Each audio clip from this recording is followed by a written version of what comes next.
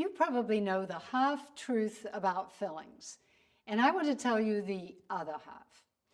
You see, fillings are not a solution for dental problems, either in adult mouths, nor do I believe they're a solution in children's mouths. And the first thing to understand is that a filling does nothing to change the environment of your mouth. And it is the environment of your mouth, the bacteria composition in your mouth, that causes the filling to be necessary or the cavity to form. If your dentist is putting in a filling into that hole in your tooth, you may be thinking that is the end of the problem.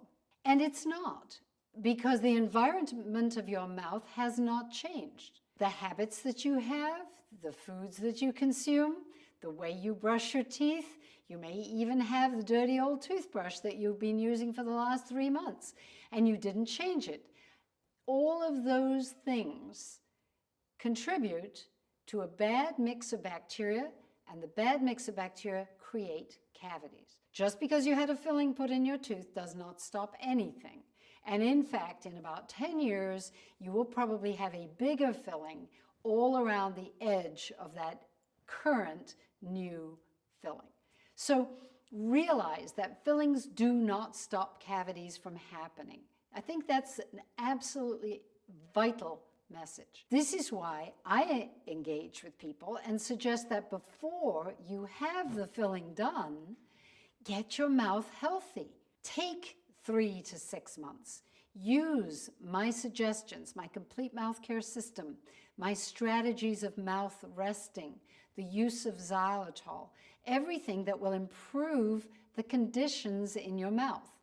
If you do that for 3 to 6 months prior to having a filling done, when you do the filling, it is more likely that that filling now will stay healthy and last the rest of your life.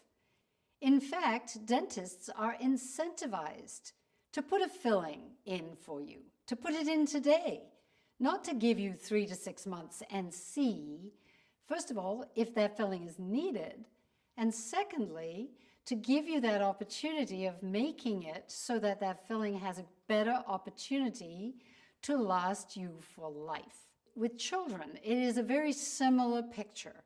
No, children's teeth do not remineralize as adult teeth do. But children need to be on a preventive program as soon as possible, before they ever get a cavity. Don't assume your child's teeth are going to stay strong and healthy forever. You can do some salivary testing and see if they have healthy bacteria in their mouths. That is a possibility today. But honestly, using xylitol, eliminating plaque, making sure they get in good habits, good eating habits, good xylitol habits, good brushing their teeth at night, and ending with xylitol before they go to bed should be adequate for most children to keep their teeth healthy. Now, if your child ends up with cavities, what should you do? I think it's important for people in America to know there is an amazing group of dentists out there. They have been struggling for years. They have not gone down the pathway of making a lot of money. They have gone down a very difficult pathway where they have been fighting an uphill battle. And this battle has been fought for the same principal reasons. Putting a fancy, expensive filling or crown on a baby tooth can be very traumatic for a child. It can turn a child into a difficult patient later in life. There are children who die having their teeth fixed under general anesthetic in hospitals. I would not want to recommend that for a child unnecessarily. And many, many fillings can be done very, very simply. One dentist I know, he tells the patient he will do the filling during the length of the music, the track of music that he is playing, 3 minutes. He makes sure that he has finished his work in 3 minutes on a cooperative patient. So he'll have the kid sit still.